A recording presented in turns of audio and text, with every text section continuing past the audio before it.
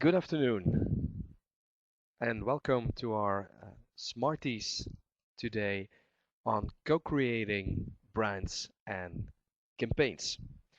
I'm Tom and I co-created this presentation together with Anouk, who unfortunately uh, couldn't join me today because she's ill. So it's me on my own today. So co-creating brands and campaigns, that's what we are going to talk about in the next 40 minutes. We are going to talk about how consumer communities can help you to both understand your target group and also to identify actions to strengthen your brand. We are basically going to touch upon three major things, three major themes. First of all, what are brands and how do we see brands? Secondly, how can you co-create brands and campaigns? We are going to see three steps: knowing your customer, knowing your brand, and based on that, identifying actions together with consumers to strengthen the brand. And finally, we are going to talk about getting the most out of the collaboration um, with consumers when it comes to brands and campaigns. So that are the three major chapters of this presentation. But let's start with taking a look at brands and how we at InSites Consulting see brands.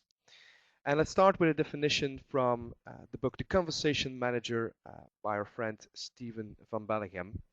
He says, a brand is a person's gut feeling about a product, service, or organization. It's the emotional perception of a brand that makes people want to build relationship with that brand. So branding is all about the perceptions people have in their minds about it. And it's both rational perceptions and emotional perceptions. And we will see that those emotional perceptions are becoming more important than ever. So that's what a brand really means. That's almost the definition of a brand. Why is it important to do branding? Well, it's important because it can really make a difference. And especially today, if you are in the front of a shelf, there is a lot of clutter. You are confronted with a lot of different possibilities, and a lot of choices need to be made because there are a lot of different options when you need a product within a very specific product category. So how do people make decisions? Well, when they are in front of the shelf, they make decisions based on that gut feeling they have developed. And they make decisions based on how they feel connected with the brands that are in the shelf. So that's why branding is important, because it's one of the major things people use to make decisions when they are in front of a shelf. They use the gut feeling that they have developed. They use the emotional connection that they have developed with the brands in the shelf. And it's today more important than ever before, because one of the things, one of the trends we see is that consumers today are involved but always looking. That means that loyalty is not a given anymore. It's not because you have gained a consumer or a consumer base that they will stay with you forever. So that's why you constantly need to think and rethink your brand. That's why it's important today that you not only have a great brand, but that you are also capable to establish a relationship between consumers and your brand. So one of the first key messages of this presentation is branding is more important than ever, and it's not only about the rational perception people have in their mind about your brand, but also about, and more importantly, about the emotional perception they have in their mind. And because of the fact that loyalty is not a given anymore, it's more and more about building relationships with people. And why is that so important? It's important as a brand to be loved by your consumer base, because that makes that people will talk about your brand, want to talk with your brand, want to work together with you as a brand, want to help you out. And it's also the case that if you are a brand that is loved by its consumer base, that people really want to do things with and for you. So that's really important today, building relationships with your consumer base. And brands that are capable of doing that have one thing in common. They all have a great story behind them. That's really what makes the difference between a good brand and a great brand. So actually, what people want to do is they want to identify with the story behind your brand. And if you are capable of doing that, you will be really successful today. If you are capable of, based on the emotional story behind your brand, build a relationship with consumers because they identify with what you stand for as a brand. So we can say that today, building an emotional connection is key, and you can do that by having a great story that people really relate with. And if you are able to do that, we know from research that Stephen has done and for his book, The Conversation Manager, that if people identify with your brand, if you are capable to establish brand identification, people will talk about you, they will have a great brand perception about you, which will make that they will buy you, that they will see your brand as close to ideal, and that they will promote your brands towards others. So if there is one thing that is key today to be successful as a brand in branding, it's making sure that people identify with the story behind your brand. So, what are we going to talk about in the second part of this presentation? We are going to try to see how we can understand what people think about the product category our brand is in, our competitors and our brands, how they see our brand today. We are going to see how we can research if they identify with your brand and to what extent they do. And finally, based on that current situation, we are going to see how we can co-create actions together with consumers to strengthen the current position of the brand. What's important if we want to do that? What's important if we want to understand these three things? Well, I think it's important to go out to consumers and see indeed what their perception of all this is today, how they feel about the brand. And if there's one thing that is important to do that, to be capable to do that, it's having enough time with those people.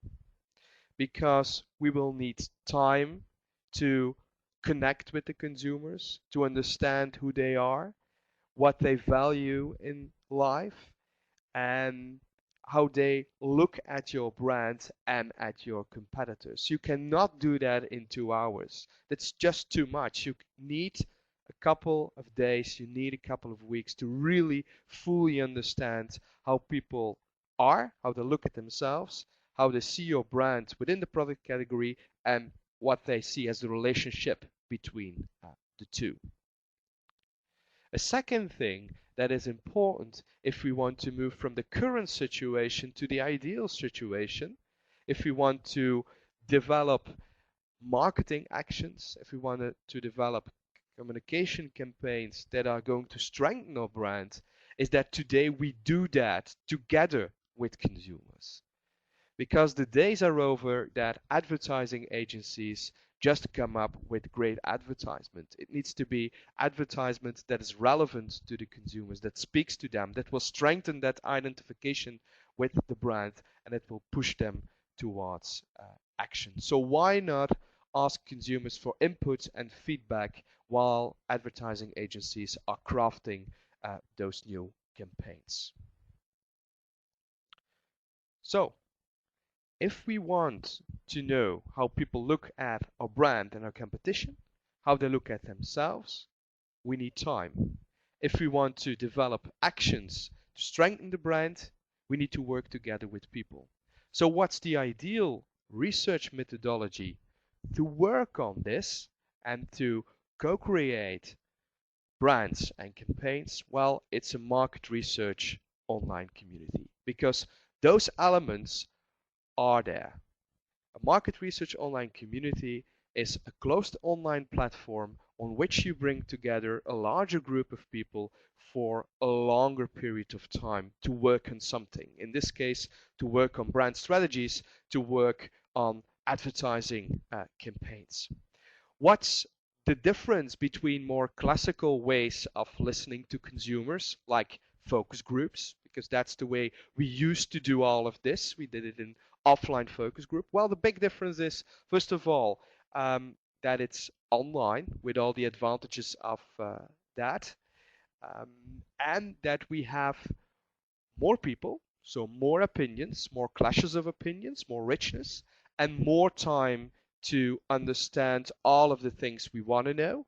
We really have space to do that, and we can follow people over time, which gives a richer understanding of who they are and what they value in life. And we also have more time to work on things. In this case, to work on brand strategies and to work on campaigns. For a campaign, for example, we can start with the initial idea, the initial insights. We can already look at first sketches the advertisers or the creatives have made, and we can move together with the people towards a final execution. So also in this case, more time leads to more richness. So that's why really a community is very interesting as a methodology to come up with new branding strategies and new campaigns. Let's take a closer look at the methodology and at the ingredients of the methodology. I said we are going to work with more people. We're going to work over a longer period of time, and there are also two other aspects. We can tackle multiple objectives, and we need a specific profile of people. First of all, how many people do we have in such a community? Well, between 50 and 150. And why is that the case? Well, that's because of the fact that if we will be able or want to be able to make decent qualitative analysis, we need at least 30 answers to any given question we ask to the community. And in order to get those 30 answers, we need 50 people if we have a short-term community of 3 weeks, for example. If we move on to a community of a couple of months and even a couple of years, we need to move towards 150 to generate at least 30 conversations on any given answer. So that's the reason why we have between 50 and 150. We have not more than 150 because of the fact that we see that if we add people afterwards, we start to generate conversations for the sake of the conversation, because most of the time after 30 answers we have a saturation effect. We know about everything there is to know about that subject, and we also see that if we move beyond the number of 150, it becomes more difficult both for the moderator and for the participants in the community to really connect with one another and to have a great discussion, which is after all one of the most important things, of course, in research and especially in qualitative research. Okay, so we now know what the duration is, we know what the number of people in the community is. What's the profile of the people in the community? Well, out of our research on research, we know that we always need people in a community that are interested in what we are going to do and interesting to listen to. What do we mean with that? We need people who have a keen interest in the brand we are working for, or who have a keen interest in the topic we are talking about. So in this case, it will be people who like brands and advertisements, or it will be somebody who is almost a fan of the brand that we are working for. That means that they are both interested, because they will be very eager and keen and intrinsically motivated to work with us for a longer period of time, but they're also interesting to listen to, because of the fact that they have slightly more knowledge about a topic or a brand, that they are more engaged with the topic or with the brand. They will have interesting insights, they will have interesting ideas, or even more interesting things to say than just the average consumer. So finally, Multiple objectives. Yes, you will see that in type of communities that we are talking about today. We are both capable of trying to understand the consumer, trying to understand the product category, and also the brand we are working for, and move from that knowledge towards co-creating actions, co-creating campaigns. So in the same community, we both try to understand the target group, we try to understand the brand universe, and we also do some co-creation. So that's why a community, an MROC, is the ideal methodology to co-create brands and campaigns, because you have more people to work with, you have more time with them to do the work, and you can capture multiple objectives, the three that we had talked about, within the same research project. And what is important is that you work with the right amount of people, and that the people are interested and interesting. All right, now that we know why branding is important and why today in branding the emotional aspect and building relationships is important, and that we know which methodology we are going to use and how the methodology works, it's time to take a look at the research flow we are going to follow. And that research flow is actually very simple. It's about closing the gap between the existing situation and the wished situation. So first, together with the client, we define where we want to go to as a brand.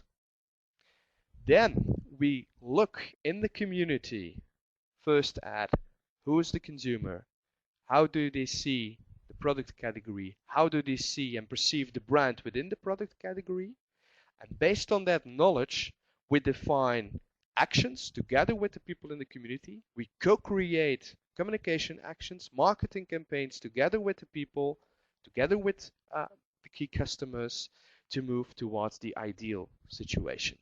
So actually, we follow a three-step procedure to co-create brands and campaigns. First, it's about know your customer and your category. Secondly, it's about knowing your brand and the brand universe. And thirdly, it's about co-creating actions for brand and communications. So we now go over each of these three steps. First step is know your customer and category. So this is all about trying to understand who is my customer. What are his or her passions and routines? How do they stand in life? What are the things they hope and fear for? Who are they as a social person? In what context do they live? And also, of course, how do they use my product? Where do they buy my product? How do they perceive my product category? And how do they see the competitive landscape? If we understand that, we are able to build a consumer's empathy map. That's a map in which we bring together, after this first phase, all the knowledge we have about the consumer and how the consumer looks at the product category. If you look at this consumer empathy map, you see that on top we have the thinking, what's important for the people within the target group, what are their hopes, their dreams, and their fears. We also look at what they see and what they hear, how they look at life, how they look at their environment, and who or what influences them. This is in general, as just as a person, as a consumer. Then we also look at how those consumers see the product category, what the problems are they try to solve with the product category, their pains, but also what they wish for within the product category, what their gains are, or their wished gains. are. And again, we also take a look at how they see the whole product category from a holistic point of view, and what influences them when it comes to making decisions within the product category. So this is really a map on which we try to bring together all the information from that first phase. Who is the consumer and how do they see the product category, and what are their pains and gains within the product category. An example of how we try to communicate that towards the brand teams of the clients we're working for is this one. It's a project that we did for Flair, Belgian magazine that is targeted towards young females. And one of the exercises we did in that project, in that community, is trying to understand who are the readers of our magazine and how do they look at magazines and what do they expect from magazines today. And after that first phase, we also had our consumer empathy map, and we tried to bring our results and our insights across towards the branding team and towards the people who on a daily basis make the magazine. In order to do that, we turned the insights from our consumer empathy map into a little game, into a little exercise we played with all the internal stakeholders at the client side. What did we ask them? Well, we made a Facebook profile, a Facebook profile of who's the reader and how do they see the product category, and we asked all internal stakeholders to fill that out, to make some kind of profile of who is our customer, who is our reader, and what do they expect from us. And afterwards, we aggregated all the views of all the internal stakeholders and matched the view and the profile of the internal stakeholder with the profile we had made based on what the people in the community had said to us. And of course, there were some gaps and there were some mismatches, but it was very interesting because it was a great conversation starter and a great start of a great debate and discussion during our workshop. And it triggered into the heads of the branding people and the people who work on the magazine the fact that they don't know everything about their consumer, and actually they need to reposition the magazine and they need to work on some aspects. Another example of the fact that gaining understanding of your target group and how they look at the product category is very important is from a project we did for Phillips in China. It was a project in which we needed to define the positioning and the brand strategy of a new product line Philips was developing. It was a line of sleeping products, technological solutions to help people with sleeping problems, and it was targeted at young professionals and business people. And gaining enough understanding of how Chinese people think and how they feel when it comes to medical issues and how the whole medical system in China works was key in this case in order to position the brand in the right way. If we didn't have had any understanding of all of this, millions of dollars would have gone lost.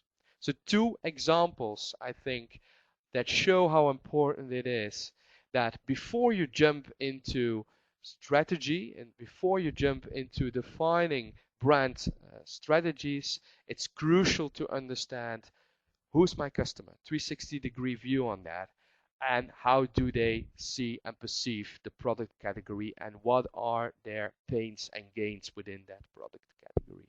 That's a crucial step that you cannot miss. And now we move on to a second step, is understanding our brand universe. It's understanding how do people look at our brand and our competitors.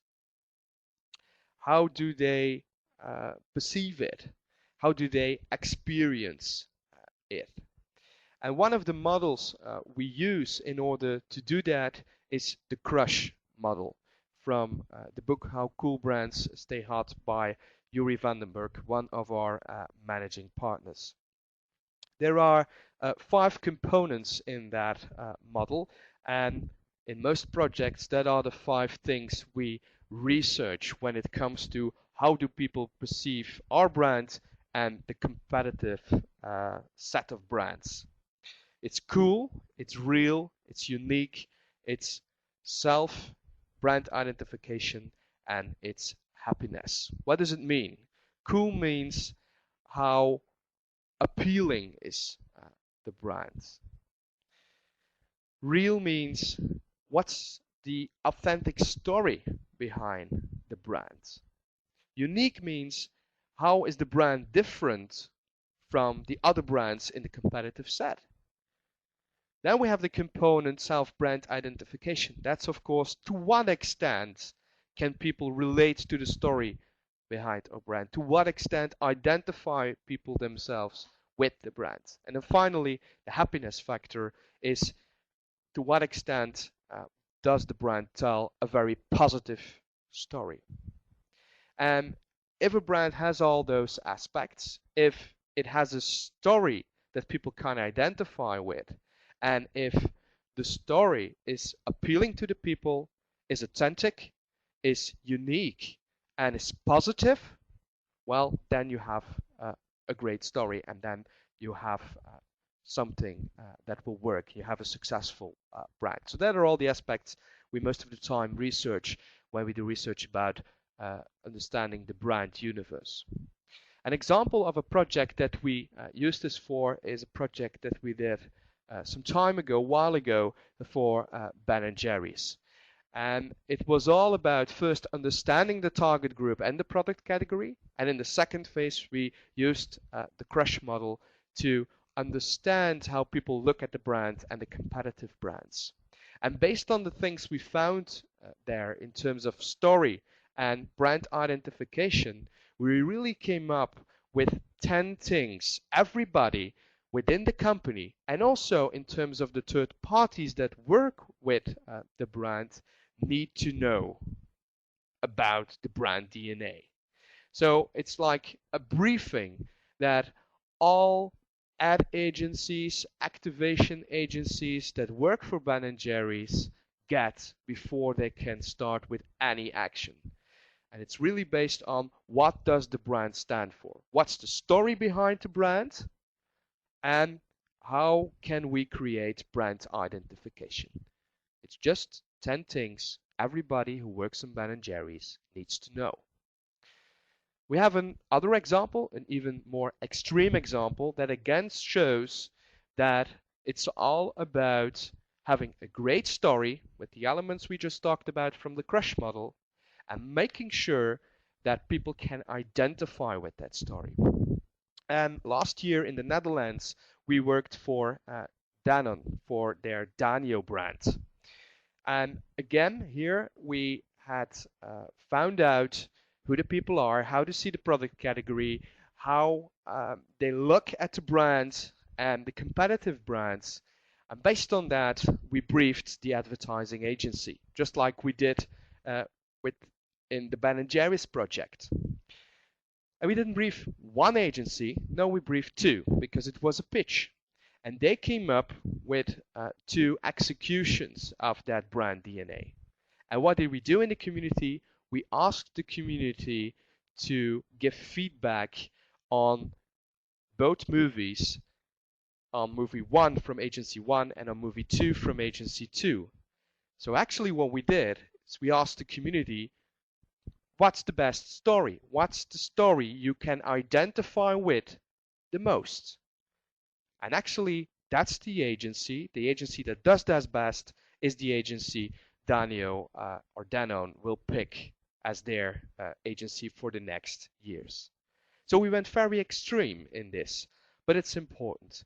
There are advertising agency needs to understand what story they need to tell in order to make sure that people identify with your brand.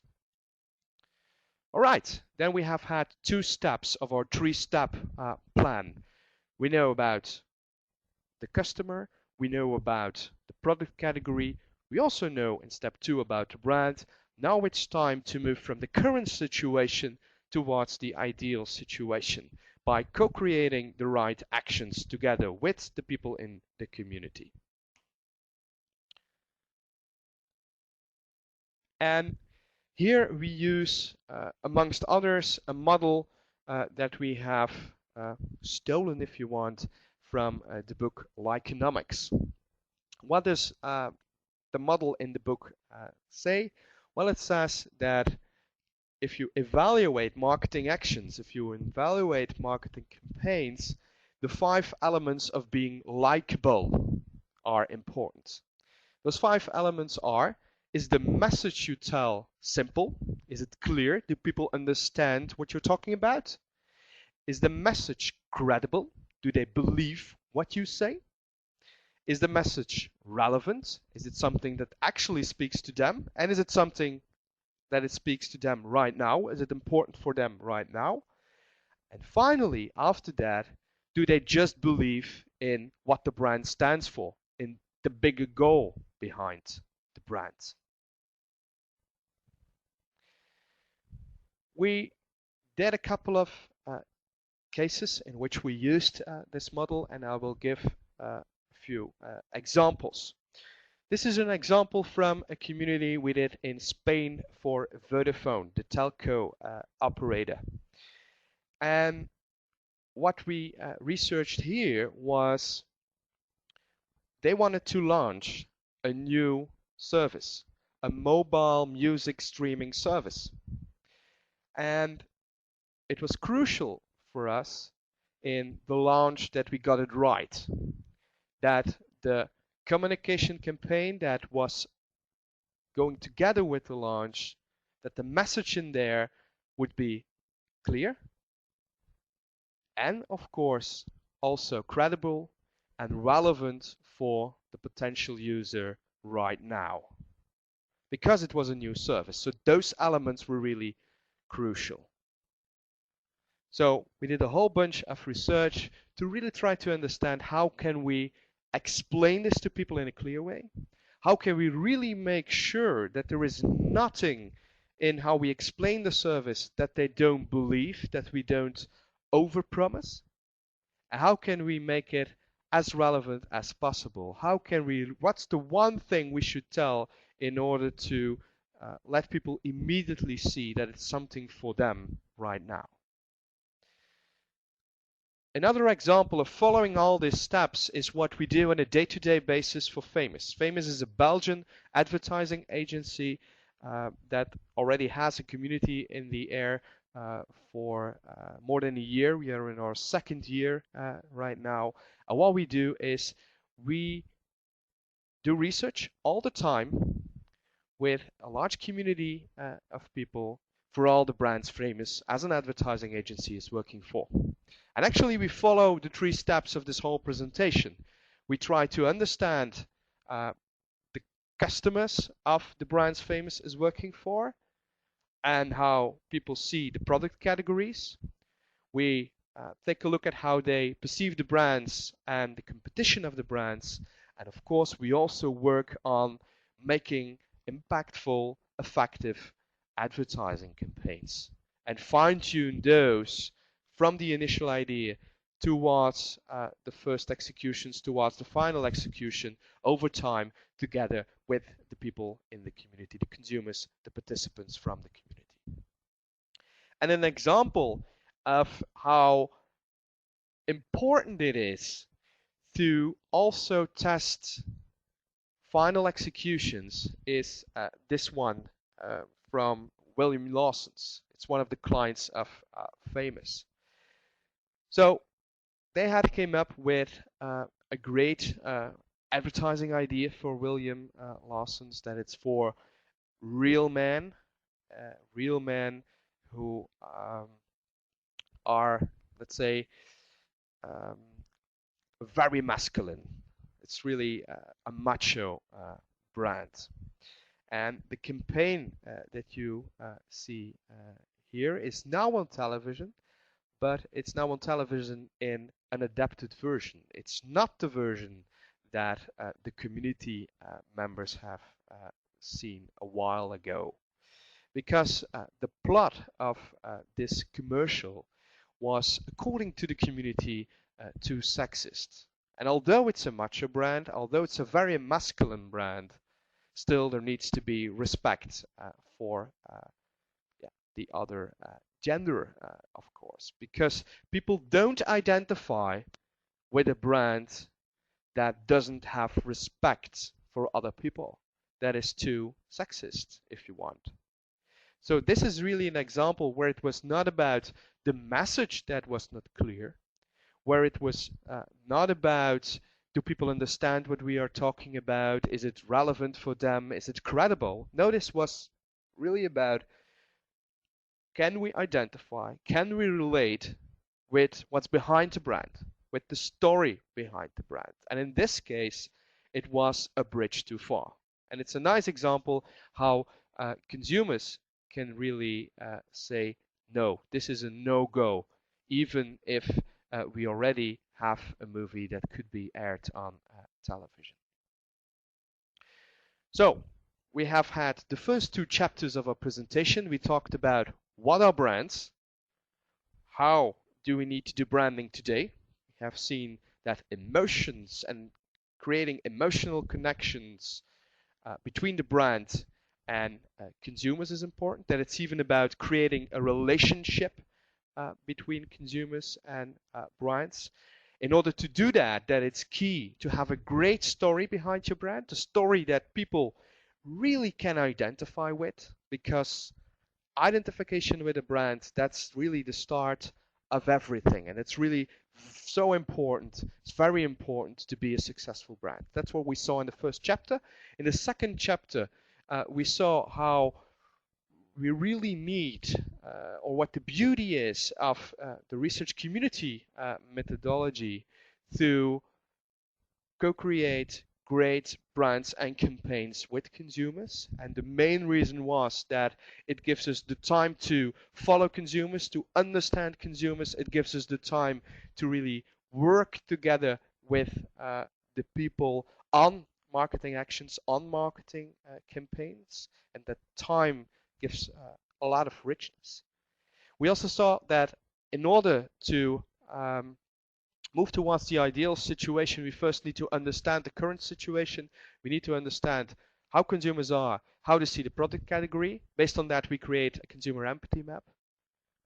We also saw that then it's important to understand the brand universe and the examples that we have given there, amongst others,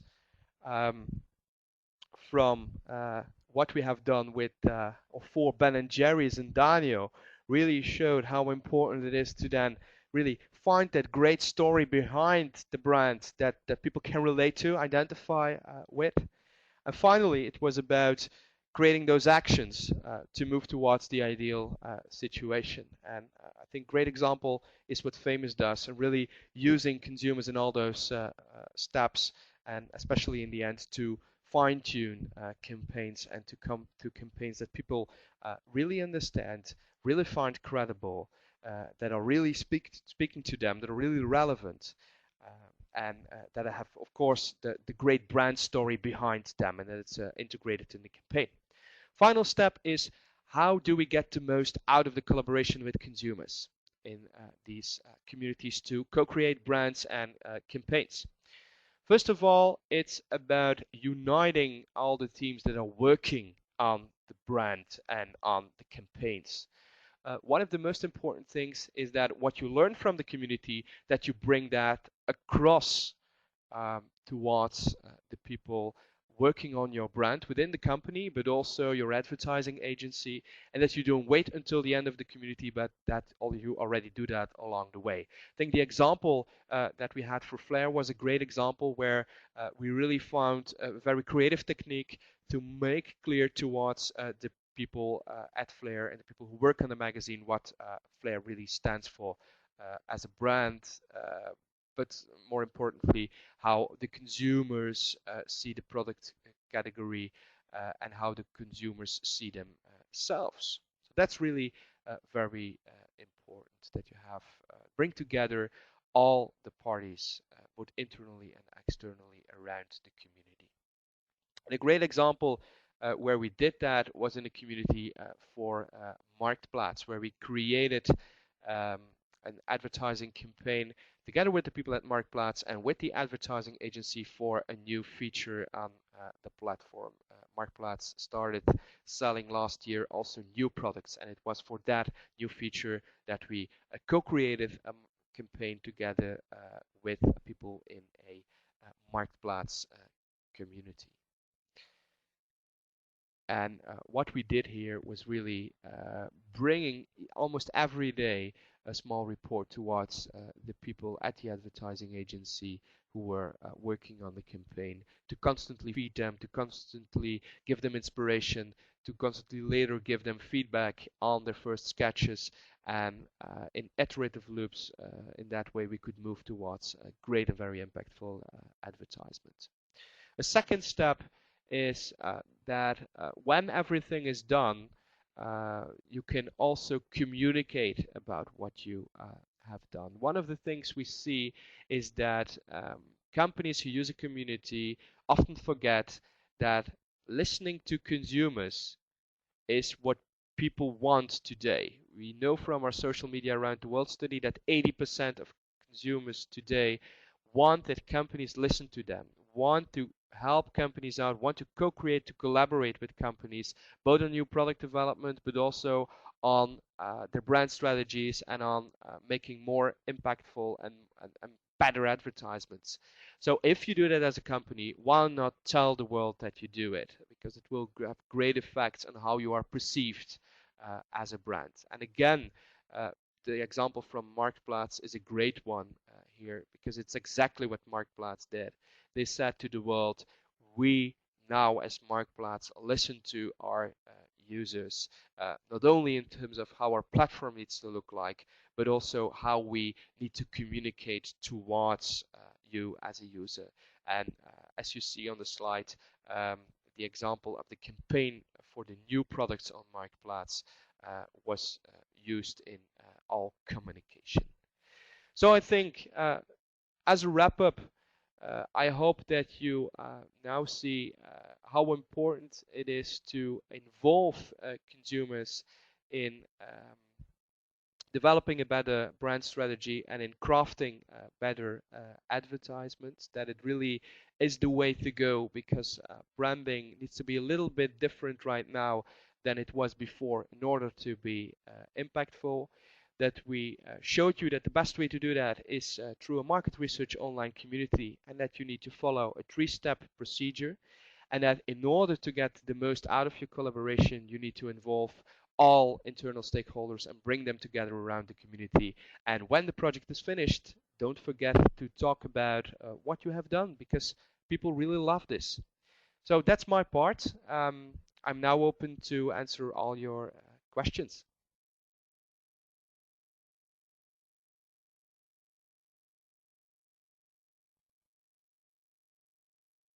So I think Pim has a first question that's now coming in, I think.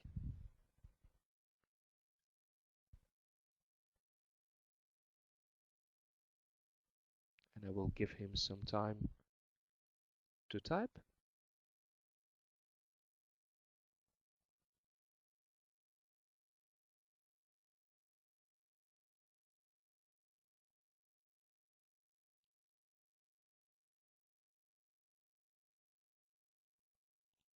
Okay, I see first question from Pim is how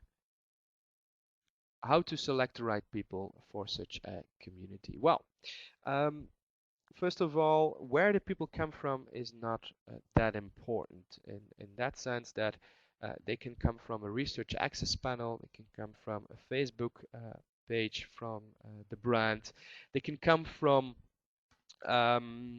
databases brands have created over time, from customers or from previous campaigns. The most important thing is a screening questionnaire. So we invite people to fill out a questionnaire in which we try to find out together with them if they fit the profile of the community or not. What's in there? Of course, we check if they are interested and interesting.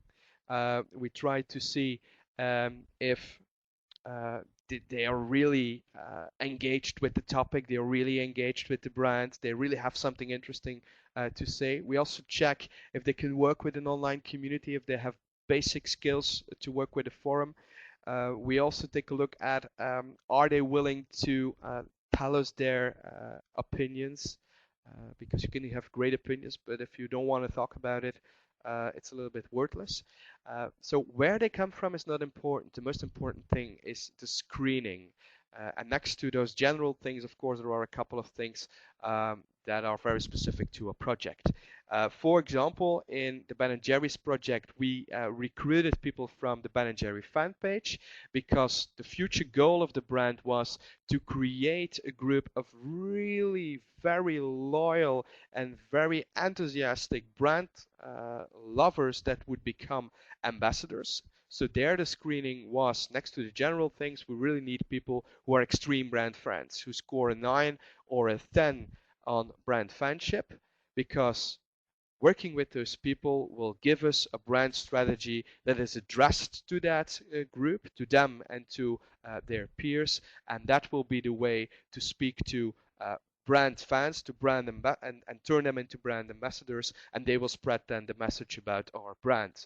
When I look, for example, at the community that we do for Famous, we work for multiple brands, so there it's more about finding people who love great advertisements and that are critical but constructive, and that's a great group of people to use in such a community for yeah, for all the brands we're working for.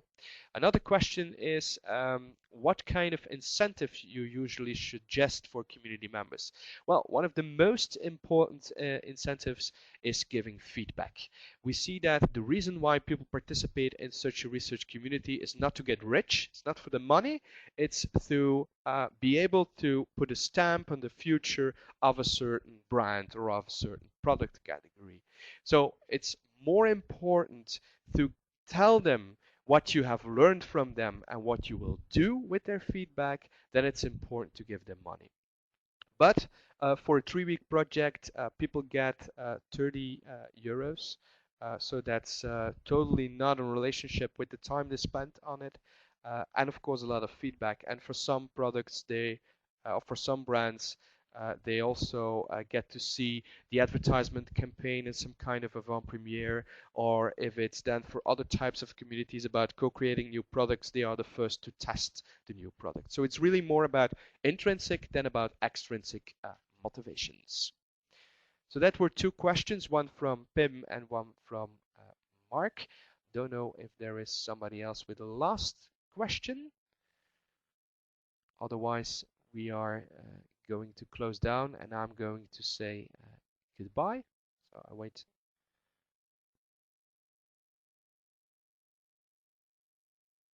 I see another question. It's about doing this for brands that have older target groups. Good question.